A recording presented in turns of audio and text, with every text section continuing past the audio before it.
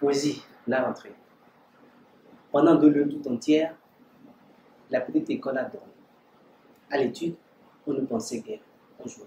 Ce temps est fini. De nouveau, l'école s'éveille. Nous la trouvons laide et bien vieille. Chacun se dit, moi j'ai grandi, mais vous êtes encore petit. C'est la fin des belles vacances. C'est l'école qui recommence. Les jours de fête sont partis. Adieu, beau jour, sitôt fini. Filles, garçons, pas de tristesse. Vite au travail et sans paresse. À l'école, on s'amuse aussi et l'on revoit tous ses amis. C'est avec cette poésie que nous allons ouvrir les portes de l'émission Parlons Emploi de ce jour, jeudi 14 septembre 2017, le numéro 20 d'ailleurs. Et déjà, nous sommes à 4 jours déjà de la rentrée, 4e jour exactement de la reprise des classes. Oui, qui va loin menace sa monture, dit-on. Et chaque parent, chaque élève et enseignant, chaque directeur d'école, chacun a un objectif précis, un objectif à atteindre, la réussite tout simplement. Et la rentrée scolaire, c'est de ça que nous allons parler aujourd'hui sur notre émission Parlons Emploi. Et nous avons nos invités qui sont avec nous sur ce plateau. Et le thème qui fera objet d'échange aujourd'hui, c'est la rentrée scolaire. Quel défi pour 2017 et 2018. Nous avons sur notre plateau d'éminentes personnalités. Nous avons Monsieur Été Noël. Il est directeur de l'école primaire publique agriculture de DGB. Bonsoir. Bonsoir, monsieur. Nous avons mademoiselle Saran Diawara Maman. Elle est élève au lycée moderne d'Abobo 2 et Miss Excellence du dit lycée. Elle est en première A. Bonsoir. Bonsoir, monsieur. Monsieur Témé Amidou. Il est parent d'élève. Bonsoir, papa. Bonsoir, monsieur. Mademoiselle Été Aïcha, élève au collège privé Étienne. Elle est en première. Bienvenue sur notre plateau. Merci. Bien. Voilà. Cher directeur, la rentrée a commencé.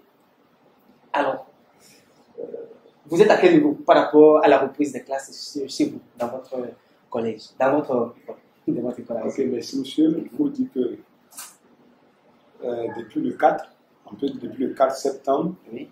nous avons procédé au recrutement des tout petits, des élèves du CP1, du 4 au 8. On a fait toute la semaine, de 8h à 17h, nous avons recruté les élèves du CP1 de 5 à 9 ans révolus.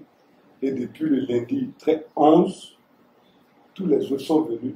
Et nous avons commencé, nous mettons de l'ordre dans les dossiers, les réunions, comment mettre tout au plan pour que, à partir du lundi 18, nous puissions effectivement écrire au tableau. D'accord. Donc, chez vous, les choses vont bien reprendre exactement le 28 septembre prochain. Nous, non, on a déjà repris. Pas commencer par écrire dans les... Pas écrit dans les cahiers, on fait les petites révisions cette semaine. Ok. Et puis le nettoyage, et puis à partir du 18, lundi prochain, on va notamment rentrer dans le vif du sujet. Alors, maman Sarah, Monsieur, alors, la rentrée a déjà commencé, tu as eu de très longues vacances certainement. Alors, comment est-ce que tu as commencé la rentrée? merci, monsieur. Bon, pour moi, du point de vue scolaire, donc élève, la rentrée scolaire, je viendrai à dire que nous le prenons avec plaisir d'abord d'accueillir cette rentrée scolaire à bras ouverts, avec autant de joie et d'enthousiasme. Ensuite, j'ajouterais que la rentrée scolaire, c'est cette année 2017-2018 sera que du succès, que Dieu l'agrège. Pour ma part, car je compte fournir autant d'efforts nécessaires pour aboutir à des résultats meilleurs et évolutifs. D'accord. Je rappelle juste qu'elle est excellente de son collège avec une moyenne de 17 poussières là-bas. Voilà. Parents d'élèves, papa, monsieur Témé. Oui, c'est ça. Alors, vous êtes parents d'élèves, vous avez certainement apprêté la reprise des classes de vos enfants. Alors, quelles ont été les précautions que vous avez prises pour pouvoir réussir cette reprise des classes pour vos enfants? Merci. Pour moi, la rentrée scolaire, moi, en tant que parent d'élève, c'est un peu difficile sur moi parce que mes enfants qui vont aller à l'école, il y a au moins 5 à 6 enfants. C'est ça. Donc, avec votre être, je ne sais pas, vous allez nous aider pour que la rentrée scolaire 2017-18 soit une rentrée excellente et puis de joie, de bonheur, de toutes les choses chose. D'accord, merci beaucoup. Alors, mademoiselle Aïcha, ouais, toi, comment est-ce que toi tu as commencé les cours? Bon, cette semaine, je n'ai pas encore commencé le cours parce que je n'ai pas encore fait mon inscription. Donc, c'est le lundi prochain que je vais commencer le cours. Donc, bon, mes camarades qui ont déjà commencé cette semaine ont dit que, ah, bon, pour le moment, ils n'ont pas encore vraiment, véritablement commencé le cours. Mais ils ont commencé à faire des révisions pour que la semaine prochaine, en tout cas, que le cours reprenne correctement. Voilà. Donc cela rejoint ce que le directeur vient de dire. Alors, cher directeur, dans votre école, vous avez combien d'enseignants? Nous sommes 6. Mais avant, je l'avais dit que chaque année, il y a un thème. D'accord. Le ministère donne un thème pour chaque année. Cette année, le thème, c'est civisme et engagement de tous pour une école de qualité. Civisme et Engagement de tous pour une école de qualité. C'est-à-dire que nous, au niveau de nous, les enseignants, avant de réclamer nos droits, il faut que nous assumions nos devoirs, qui est de faire des élèves brillants, excellents, pour que le pays puisse avancer. Dans mon école, par rapport à votre question, nous sommes 6. Il y a 3 hommes et 3 femmes. C'est qualité. Hein? D'accord. Alors, quelles sont les méthodes que vous utilisez dans votre école pour que les résultats soient meilleurs? Bon, il faut dire qu'on utilise les méthodes que le ministère, depuis un moment, nous permet. C'est la pédagogie par compétence qui est appréciée. Au niveau des CPI, ils sont revenus sur la lecture syllabique qui va permettre aux enfants de pouvoir mieux, parce que si un enfant de CP1 ou CP2 ne peut pas déchiffrer un mot, il ne peut pas avancer. Donc, le gouvernement revient sur les méthodes qui vont aider les élèves à pouvoir lire facilement et cela va aider les grandes classes à pouvoir aller. Donc, nous, c'est ces méthodes que nous appliquons dans nos écoles pour que les objectifs du gouvernement, du ministère, soient atteints. D'accord. Donc, le gouvernement a compris que la méthode syllabique doit revenir dans l'enseignement Depuis l'année pour passée, permettre, c'est ce que nous faisons. ok, d'accord, pour permettre aux enfants de savoir lire. Parce qu'il paraît qu'il y a des enfants, même jusqu'à l'université, ont du mal à écrire leur nom. C'est compliqué. C'est compliqué. Souvent, quand on va suivre les examens, même à les examens, une fois, on regarde, on contrôle, c'est des examens depuis là. Mais nous croyons qu'avec un peu d'acidité, un peu de rigueur, nous allons corriger ces choses. D'accord. Alors, mademoiselle Diawara, l'école a déjà commencé. L'année dernière, tu as été brillante, tu as été la meilleure de ta classe et tu fais partie des Miss et Mister. Miss et Mister, je vous rappelle, c'est un programme de la CID, d'accord, qui permet de valoriser la beauté intellectuelle en milieu scolaire. Donc, suite à ce concours, elle fait partie des meilleurs de son lycée, lycée moderne à Bobo 2. Et voilà, donc elle est meilleure, elle a eu 17 poussières. Maintenant, quelles sont les méthodes que tu vas mettre en œuvre pour pouvoir garder ton rang de meilleur des meilleurs? Merci, monsieur.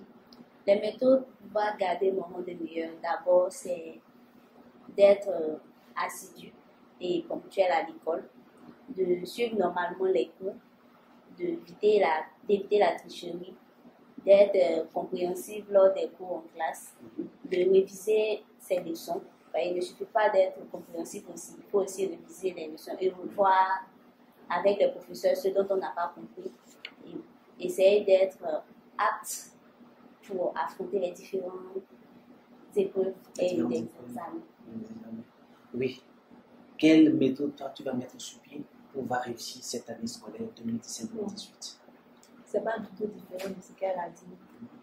Je vais être assidue en classe, réviser les leçons, être compréhensive en classe, écouter les professeurs.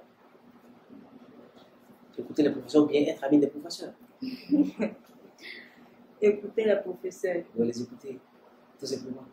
En tout cas, dans les explications, c'est ce que tu voulais dire. D'accord. Est-ce que, chers élèves, est-ce que vous savez que les parents s'échillent pour vous pour que vous deveniez quelque chose? Oui, monsieur. Est-ce que vous le savez? Monsieur. Et qu'est-ce que vous allez faire pour leur rendre la vie facile, la vie joyeuse? Qu'est-ce que toi tu penses faire à tes parents pour leur rendre la vie heureuse? Pour pourrais rendre la vie heureuse, je dois être excellente en classe, être excellente, avoir une bonne moyenne, travailler. Travailler tout simplement. Oui, des choses à ajouter? Ok, je voudrais dire que l'école, comme la vie même, est un duel, soit un challenge à relever.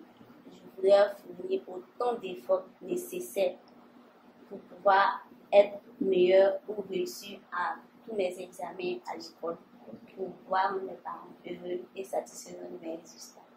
D'accord. Et êtes toujours parmi les Miss et Mr. Excellence? D'accord.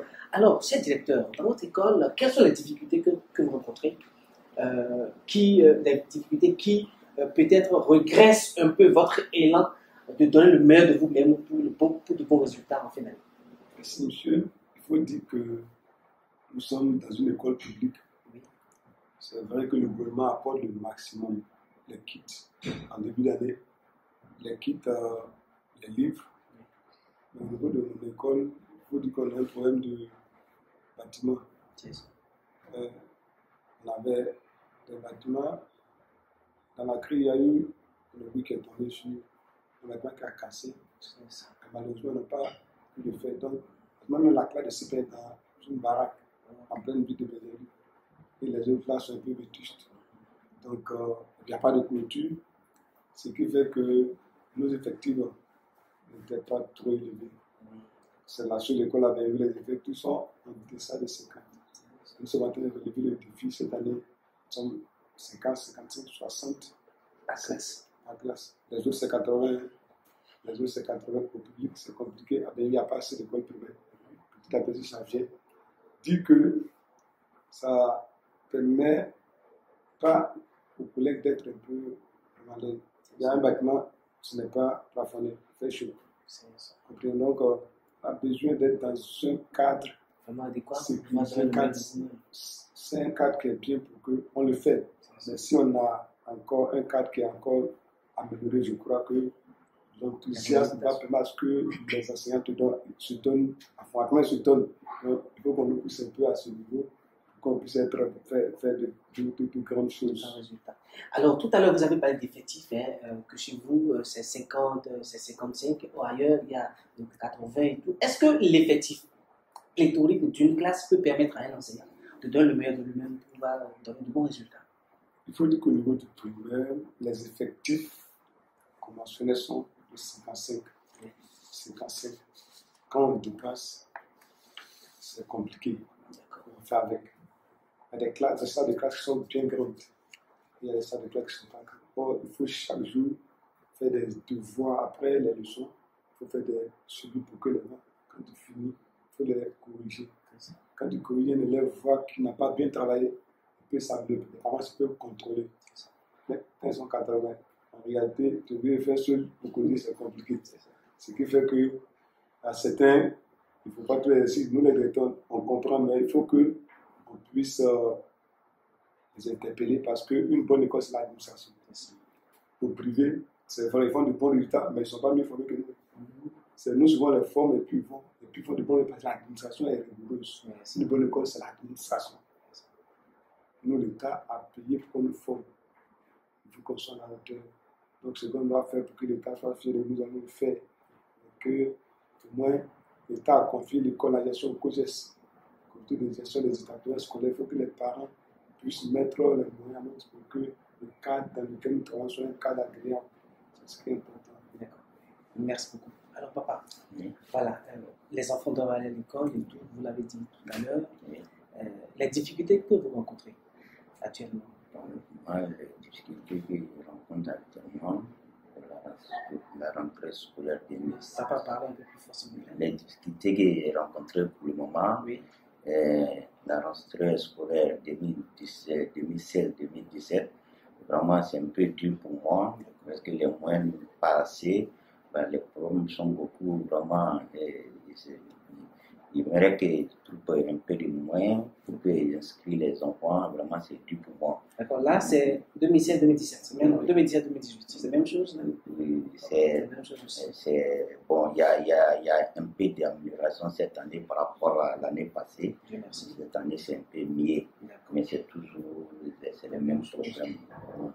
Alors, est-ce que quand même les élèves, en tout cas vos enfants, réussissent chaque fois? Est-ce qu'ils vont en classe supérieure? En tout cas, chaque fois qu'ils vont à l'école, vraiment, les enfants font des milliers de travail.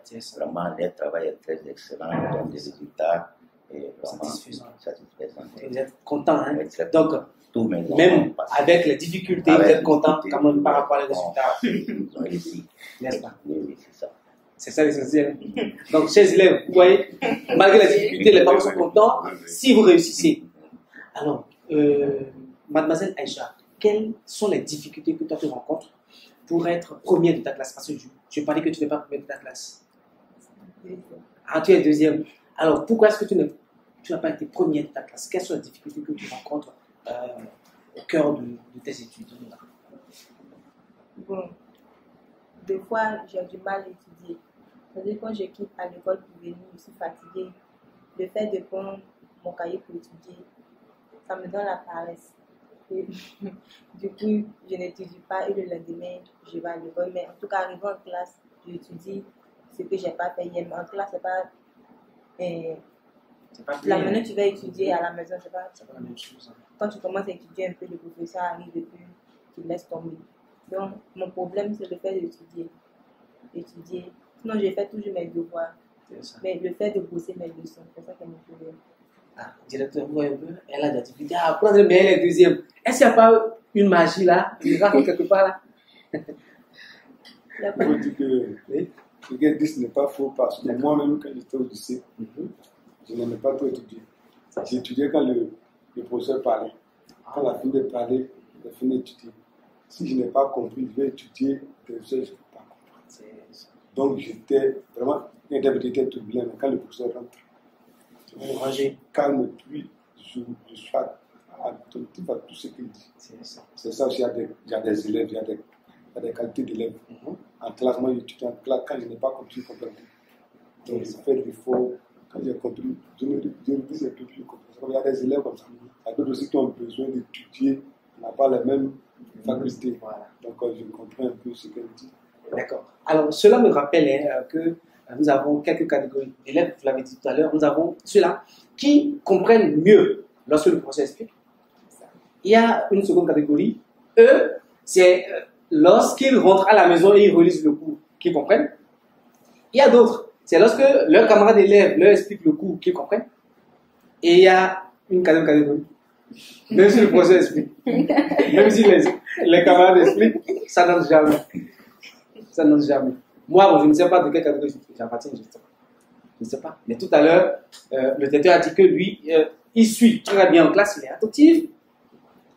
Donc, lorsque le professeur explique et lui, il comprend, c'est fini. Même si après, il ne reprend pas les cahiers, ça reste. Ce que je veux dire, c'est que cette première catégorie-là, c'est un peu dangereux parce qu'au fur et à mesure, quand ça avance, il devient paresseux. Et puis, tu ne peux plus étudier et ça devient une lacune pour toi. C'est ça. Donc, ceux qui arrivent à étudier, c'est en tout cas la même catégorie. Sinon, il était très bien, il était premier temps, terminal. Je ne dis pas que là, une fois et puis on m'a arrêté au café. Non, nous avons arrêté au café. Après, j'ai fait des écoles PC avancées un peu. Mais si j'aimais étudier, je crois que je ne rêvais pas d'être enseignant. D'être enseignant de l'université. Ah, ça veut dire que bon, vous ne rêvez pas d'être enseignant du premier. Non, nous avons arrêté au café. Ah, d'accord, vous On avez a eu la bac en 95, on nous a arrêté au café pour tenir tout. D'accord, vous savez l'État. Donc, je suis content, j'ai formé des élèves qui sont devenus Aujourd'hui, professeurs qui m'ont dépassé. Je suis content, c'est bon cause. Peut-être c'est là que Dieu voulait que je suis là. mais c'est ça la récompense de l'enseignant. Hein. Oui. Très souvent, les élèves à qui ils apprennent les dépassent. Voilà. Il y a d'autres qui sont ingrats. Et souvent, on dit que c'est un métier ingrat. Diawara. Il faut que les enfants étudient. C'est ce qu'il y a une étude. Quelle que soit la fatigue, étudier un peu. Mais si ça devient une habitude pour toi, c'est fini. C'est pas ce que je voulais dire. Alors, quelles sont les difficultés que toi tu rencontres lors de tes études? Comme vous l'avez dit, je viens du lycée moderne. Et comme on le sait, ils sont pas mal réputés pour les querelles au cours des années. C'est qui nous fatigue vraiment. On n'a pas assez de temps pour bosser. Les professeurs même n'ont pas le temps d'expliquer les cours normalement. Si les élèves sont tout le temps querelles, au moins faites les cours, ils sont là en train de tabasser des élèves, en train de taper les portes, sortez, il n'y a pas de cours. On va à la maison comme ça. Mais dans cette crise-là, toi, tu t'en sors quand même. Comment tu fais? Malgré tout, on s'y accroche. On s'y accroche avec le peu que les Tu accroches comme les Baka. Avec le peu que les professeurs donnent, je les remercie aussi parce qu'ils font de leur mieux. Ce n'est pas de leur faute aussi. On apprend avec eux en classe. L'élève a le droit d'apprendre et aussi de demander quand tu ne comprends pas. Et ensuite, aller bosser à la maison. Moi, pour parler de catégorie d'élèves, moi je fais pour la classe, je bosse en classe et je vais bosser à la maison. Ah, d'accord. Si je ne bosse pas à la maison, ça ne rentre pas. Ça rentre pas. Voilà. Donc tu es attentive en classe et arrivé à la maison, tu l'approfondis. Monsieur. D'accord. Alors, cher directeur, quelles sont vos manières, les manières par lesquelles vous enseignez vos élèves et ils sont plaignants? Ok, ce que je Vous gardez d'abord quelle classe? je prends le CM. D'accord, CM. Le CM de plusieurs directeurs. Avec la charge administrative, c'est compliqué. Il faut te livrer un peu. Je n'ai pas dit que ce n'est pas, mais un peu relax. Il faut dire que pour que les élèves soient brillants, il suffit. Vous faites la leçon. Parce qu'au niveau du nouveau programme, une leçon pratiquement prend 2 semaines. Si vous le faites, il y a des évaluations collectives, après les évaluations individuelles. Si vous faites tout seul, l'élève va faire l'effort. Il faut qu'on suive l'emploi de temps. Il faut qu'on suive l'emploi de temps parce que souvent il y a des gens comme c'est la même leçon, il faut reprendre ou bien il faut expliquer autrement. Il y a quelque chose. Or, c'est des trucs, ceux qui ont passé au niveau du ministère, les pédagogues qui ont passé, ils ont étudié cela, ils ont dit que ce n'est pas en faisant cela que ça va aider les enfants. Donc, on est obligé de suivre cela pour que réellement les enfants puissent s'adapter. On prend le cas d'une leçon sur, par exemple, les peuples en Côte d'Ivoire. On fait cette semaine, la semaine prochaine, on le fait. Et on fait le révision. Si on le fait réellement, le plus nul même de la classe là, on va comprendre quelque chose. Il faut effectivement faire toutes les leçons. Et chaque jour, il faut que vous fassiez au moins 2 exercices. Un exercice de mathématiques, un exercice de français. Pour que les enfants puissent avoir l'habitude des exercices. Sinon, si vous ne faites pas ça, c'est vrai qu'ils sont beaucoup. Mais c'est le sacrifice qu'on peut faire pour que les enfants que nous enseignons soient brillants. Parce que de la même manière, nous voulons que nos enfants soient bien enseignés. Il faut qu'on puisse le faire pour les enfants des autres. Que Dieu puisse le bénir. C'est comme ça, moi, je dis. D'accord. Merci beaucoup. Alors, ici, j'ai devant moi quelques conseils pour permettre aux élèves de réussir. Parce que nous parlons d'élèves, nous parlons en même temps d'enseignants. Pour réussir l'année 2017-2018, conseil numéro 1, ayez un sommeil régulier, un sommeil de bonne durée et de bonne qualité a un impact positif sur les capacités physiques et intellectuelles. Vous dormez beaucoup, cher enseignant. Moi, après 21h30, 22h, Et vous réveillez 5h, à 4h30, 5h. D'accord. À quelle heure toi tu te couches? Monsieur 21h. 21h, tu te réveilles à 6h. À 6h. Si tu as cours à 7h, tu te réveilles à 6h. Des fois 5h30. Mais règlement à 6h. Ça veut dire que des fois, tu vas à l'école en retard. Là où il faut. Non, je ne suis pas loin de l'école en fait. Ah, d'accord. Donc, c'est l'avantage. Mais toi, tu te couches à quelle heure? 22h. 22h. Qu'est-ce que tu fais jusqu'à 22h? Tu fais le temps? Oui, c'est moi, je regarde la télé. Ah, tu regardes la télé. Tu te réveilles à quelle heure? 5h du matin. À 5h du matin. Papa, c'est vrai? Moi, il vient au travail, il vient trouver qu'elles sont devant la télévision. C'est ça. Ok, d'accord. Conseil 2, adopter une bonne hygiène alimentaire. Une alimentation saine et équilibrée a un effet positif sur la santé tout en vous permettant d'utiliser au maximum toutes vos facultés. Exemple d'aliment sain. Moi, en Côte d'Ivoire, nous savons que les enfants aiment, c'est vrai, on parle de ça, mais les enfants aiment le garba. Même mon fils, il va manger garba, matin, midi, soir, la nuit, il va manger garba. Je crois que chacun de nous, selon les régions, chacun a ce qu'il aime. C'est ça. Ce que je veux dire, c'est que ce que tu manges et puis tu es content. C'est ça qui est bon, les parents peuvent t'offrir, tu manges. Avec l'âge, chacun va comprendre qu'il y a des trucs. Donc, ce qui mange et puis mon enfant qui mange, Garba, en tout cas, il est content. Je lui donne son Garba. Il a mangé mon petit truc. C'est comme ça, il est content. Sinon, on sait que l'aliment, avec les bouts de l'aliment, ça fait du bien. Oui. Qu'est-ce que tu aimes manger? On mange un peu de tout. Oui. Qu'est-ce que tu aimes manger? Gaba aussi. Comme monsieur a dit, c'est le gaba. Ah, Batik. véritable Ivoirienne. Du monsieur. Oui. C'est le gaba. Garba aussi. Vous avez tout ça. Moi, c'est le poutou dans la journée. Ah, d'accord. Et Dans la puis, journée, d'accord. puis la nuit. Riz la nuit. Photo dans la journée, riz la nuit. Ouais, que quoi. C'est bien équilibré parce que la nuit, lorsque nous prenons des choses vraiment lourdes, cela donne de la difficulté à l'appareil digestif de fonctionner. Je prends même la salade pour varier souvent. Voilà, on va vraiment léger. Mais pourquoi pas quitter la nuit? Cela va vous empêcher de dormir. C'est une question. Ok, d'accord. Alors, conseil 3, organisez votre travail. Apprenez à anticiper en gérant votre temps. N'attendez pas le dernier jour, le dernier moment pour faire vos exercices, pour commencer le devoir que vous devez rendre le lendemain. Quand est-ce que vous faites vos exercices donnés à l'école? Je suppose aujourd'hui, vous êtes parti à l'école, on vous a donné un devoir de mathématiques. Alors, tu rentres à la maison. Est-ce que tu le fais en même temps ou bien tu le fais le lendemain matin? Bon, je ne le fais pas en même temps. Je fais ça la veille, à la veille. Oui, je suppose que c'est demain que tu dois rendre le devoir. Tu fais ça quand? Aujourd'hui. Aujourd'hui. Ou bien tu te mets sur l'épaule des autres. Voilà la matière. Attends, tu n'as pas compris ce que je dis. Tu te mets sur l'épaule des autres, c'est-à-dire les autres réfléchissent, ils conçoivent leur exercice, ils font leur exercice, ils tapent leur exercice, et toi tu copies. Je ne fais Ah, pas c'est ça. pas ça. Tu vas toute la vérité. C'est la vérité. Moi, en tout cas, comme vous avez dit, tout le monde ne comprend pas le même jour. Donc, quand le professeur met l'exercice, Oui. moi, je demande qu'il fasse un exemple. D'accord. Quand il fait un exemple avec un des exercices, Oui. quand je vais à la maison, moi, j'étudie. Quand je termine de bosser tous mes leçons, j'attaque les exercices en même temps. Quand je finis, je les montre.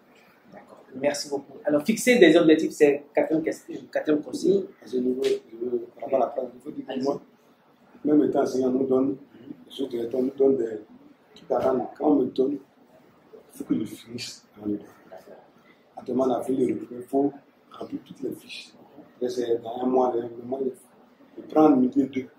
Là, quand on m'appelle, on dit, ah, dans le tête de repos, je suis prêt. Donc, on me donne un travail. Mais c'est pour 2 jours, parce que si c'est pour 2 jours et puis demain, j'ai coupé le repos. Donc, on me donne. Donc, vous anticipez. J'anticipe, Vous êtes prévoyant. et puis je suis prêt, je dis, je garde, comme après le dépose. Je suis tout prêt à donner mes trucs. Je n'attends pas les autres. D'accord. C'est comme Vous ça. voyez, il faut anticiper. Anticiper. Hein, il faut C'est anticiper. juste que j'ai avoir le C'est un bon exemple. D'accord. Merci beaucoup. Quatrième conseil, fixez-vous des objectifs. Exemple, consacrez 1 à 2 heures par jour pour votre travail de classe. Des objectifs. Quel est ton objectif, Diawara? Monsieur, mon objectif, monsieur, pouvez-vous être un peu plus clair sur cette question? Oui, fixez-vous des objectifs. C'est-à-dire, au moins consacrer 1 à 2 heures par jour pour vos exercices d'école. Son emploi de temps. Par rapport à l'emploi de temps, voilà. Par rapport à l'emploi du Temps temps, personnel. mon emploi du temps personnel, bon, c'est pas assez libéré parce que la plupart du temps, je bosse. Je bosse pas, je me distrais à la maison avec des romans, des œuvres et je regarde des séries aussi. C'est ça. Donc, pendant les vacances avec la famille, on sort pour une visite. D'accord. Oui. Quel est ton objectif dans cette année? Réussir. Passer en terminale. Reprendre. C'est ça? Comment ça passe? Est-ce que ton objectif est de passer en terminale? Vrai ou faux? Oui, vrai. Vrai. D'accord. Conseil 5. Adoptez une méthode de travail efficace. Relisez systématiquement vos cours relatifs. Refaites les exercices donnés en classe. Révisez vos leçons régulièrement. Cela vous permettra de stimuler votre mémoire. De stimuler plus facilement votre mémoire. D'accord? Conseil 6. Apprenez à prendre notes. Cher directeur, au cours primaire, est-ce que vous apprenez aux enfants à prendre notes ou non? Si. Vous les apprenez à prendre notes? Est-ce que Au niveau des grandes classes, CM2, par exemple, même des petites classes, Oui. souvent on a dit d'avoir un petit bloc. D'accord. Souvent, quand tu fais la leçon, et puis il y a un mot, Explication. il prend, il le note quelque part. Il y a certains qui font ça. D'accord. Certains qui font ça. Merci. Conseil 7. Limiter les distractions numériques. Jeux vidéo, téléphone mobile, ordinateur, musique, réseaux sociaux. Combien de temps toi tu passes sur les réseaux sociaux, mademoiselle Aïcha? Moins 2 heures de temps. Au moins 2 heures de temps. En faisant quoi? Qu'est-ce que tu fais? Facebook? WhatsApp? Tu fais quoi là-dessus? Non, mais c'est souvent, il fait de la recherche. Sur Facebook? Non. Sur Qu'est-ce que tu Google. fais sur Facebook? Mais c'est sur Facebook, je pose avec mes amis. D'accord. Et puis, C'est bon. Oui? C'est pour moi, Oui? au moins 1 heure, parce que je n'ai pas de téléphone mobile. C'est celui de papa. Donc, quand je prends son téléphone mobile, c'est pour faire des recherches. Sur aussi des écrivains, puis soit sur des œuvres. Et si quelques leçons qu'on a fait en classe, je n'ai pas. Et les réseaux sociaux? Tu Les n'as pas réseaux sur Face? sociaux, Tu n'as pas un compte Face? non. Ah, d'accord. Voilà. Conseil 8. Préparez votre matériel ainsi que vos vêtements à la veille du soir. Lorsque vous avez cours mathématiques, demain vendredi, c'est le soir déjà que vous devez assurer que les cahiers de mathématiques, avec l'exercice, avec le livre, avec tous les documents qui ont rapport avec les mathématiques sont déjà là. La tenue n'est pas quelque part là-bas, mais la tenue est là. Et lorsque vous serez prêt, vous prenez. C'est ça, non? Ça, c'est important parce C'est que très important. moi-même, à mon niveau, la veille, je mets tout dans mon sac. Parce que si je ne mets pas, je sais que je vais oublier. Donc, je mets tout est prêt. Même, je prends l'exemple quand je dois voyager, peut-être le samedi, lundi, déjà, et même ça, avec ma mère, c'est plus important. Wow. C'est comme ça, moi, je fais toujours prévoir les choses. Vous êtes vraiment Je précis. visite tout. Pour que le lendemain, quand tu as pris ton sac, là, Je suis qu'il y a Mhm. un exemple à suivre. Conseil 9. Pratiquer une activité physique régulière. Toi, tu fais quelle activité physique? Je vais faire le handball. Handball. Ah, d'accord. Aucune activité physique. bon, c'est en 4e, je jouais le basket. Et maintenant, j'ai arrêté. Tu as arrêté. Donc maintenant tu ne fais plus rien. Oui, cher directeur, vous pratiquez quelle activité physique? Bon, on joue un peu de maracana, on joue un peu les samedis pour les jours. C'est ça. On fait un peu. On prend de l'aide dans les exercices qu'on peut faire pour le C'est intéressant. un peu la forme. D'accord, oui. Papa, quelle est l'activité physique que vous pratiquez? Quel sport vous faites? Souvent, je soulève du poids. Ah, d'accord. Ah, alors là, donc attention aux personnes qui vont chercher pour la salle. Ah, d'accord. Ok. Alors, question conseil 10, soyez assidus et attentifs à tous les cours. Vous avez déjà tout dit. Bon, c'est juste des conseils que j'ai juste rappelés à tous ceux-là qui nous suivent. Nous émettons sur la FR TV. Allez-y. Ce que je veux dire, c'est qu'il y a des élèves Oui. qui ne sont pas brillants. D'accord. Mais quand ils sont réguliers, ils sont en l'heure, on les aide un peu, on les pousse. Quand ils donnent le pouce, ça ne veut pas dire que c'est. Mais ils ont envie d'apprendre. D'accord. Ils sont motivés. Ils sont motivés, peut-être ils ont des difficultés à la maison. Donc on essaie de les encourager. Souvent, moi, je vais chez eux pour aller voir comment faire pour les aider parce qu'ils sont motivés. Donc l'activité, puis le fait que l'enfant soit régulier, en tout cas, c'est nous les enseignants, on aime ça. On n'aime pas les élèves qui la retardent. Je n'aime pas les élèves qui bavardent. Je n'aime pas les élèves qui ne veulent pas l'école. Mais quand tu es régulier et que tu viens à l'heure là, en tout cas, nous, ça nous plaît. Et puis, comme je dis, les élèves, il faut que les élèves aussi respectent. C'est ça. C'est aussi le respect de ceux qui vous enseignent. Parce que là, nous faisons 9 mois ensemble. Nos parents sont avec nous, mais nous sommes tous ensemble avec les enfants. Qu'un enfant te respecte, bon, on touche un peu, on tape un peu les enfants. Mais quand l'enfant te respecte, toi-même, quand il fait une erreur, là, tu dis non, ça, c'est pas grave. C'est comme ça. D'accord. Chers élèves du plateau, vous avez écouté. Hein. Lorsque vous êtes respectueuse, lorsque vous êtes assidus, lorsque vous êtes régulier en classe, les professeurs même voient et puis bon, s'ils ont vraiment à vous donner, ils vous donnent vraiment.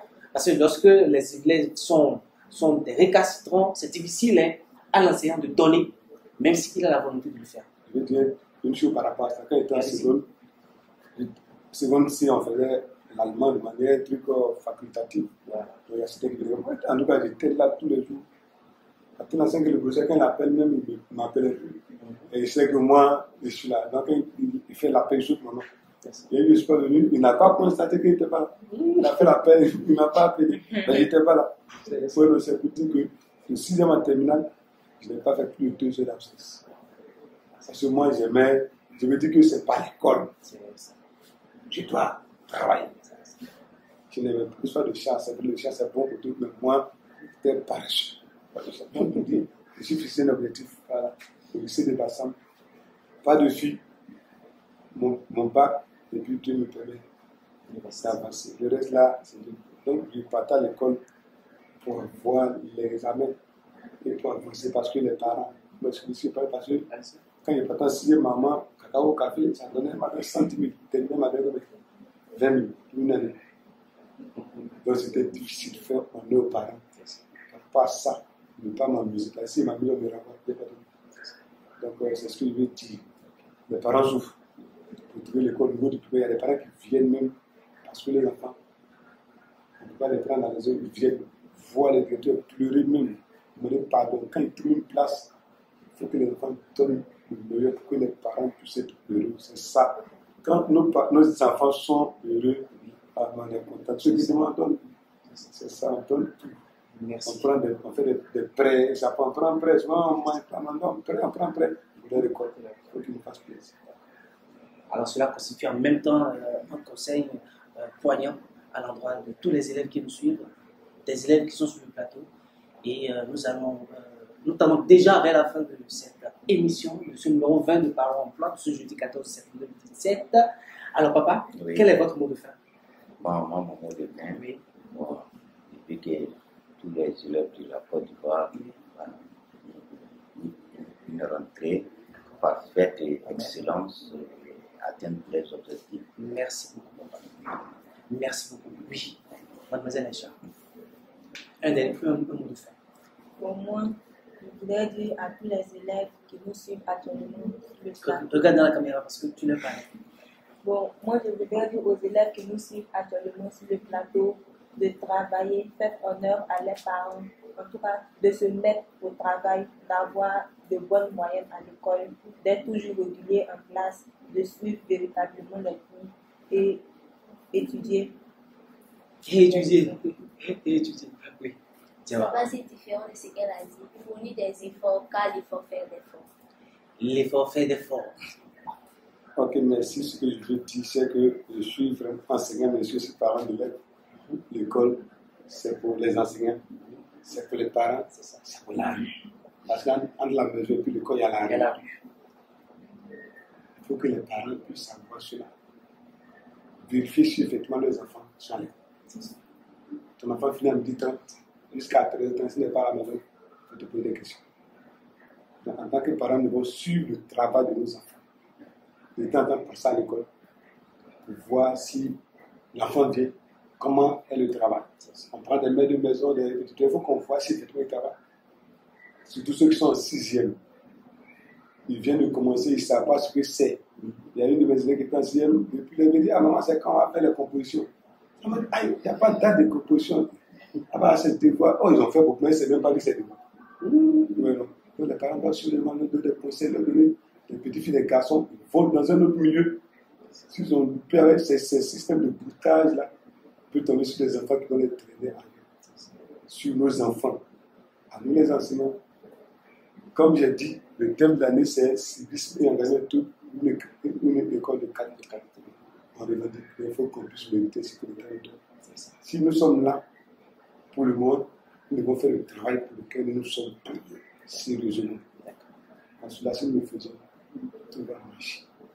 C'est vrai que l'État, c'est notre papa, je peux dire, il faut qu'on puisse faire aussi. Nous aussi, enseignants, on a notre papa. Pour que les résultats, à la fin de l'année scolaire, soient. Nous, on a eu 83%. Il faut qu'on puisse avoir plus. Il faut que chaque école, par rapport à son résultat de cette année, si c'est notre public, au moins à la fin de l'année, il faut qu'il y ait au moins un de plus. C'est ce qui est important. C'est ce que je veux dire. Pour que l'école, cette année, soit une bonne école pour nous, les parents, nous, les enseignants, puis pour les élèves, nos enfants. D'accord, merci. Parents, enseignants et élèves doivent se fixer des objectifs pour pouvoir réussir cette année 2017-2018, cette année scolaire d'ailleurs. C'est de ça que chaque invité a parlé ce soir autour du thème rentrée scolaire, quel défi pour 2016-2017. Merci beaucoup à tous, merci à toutes. Nguessan Alia Junior était derrière la caméra, Constant Sadé, j'étais l'animateur. Au revoir.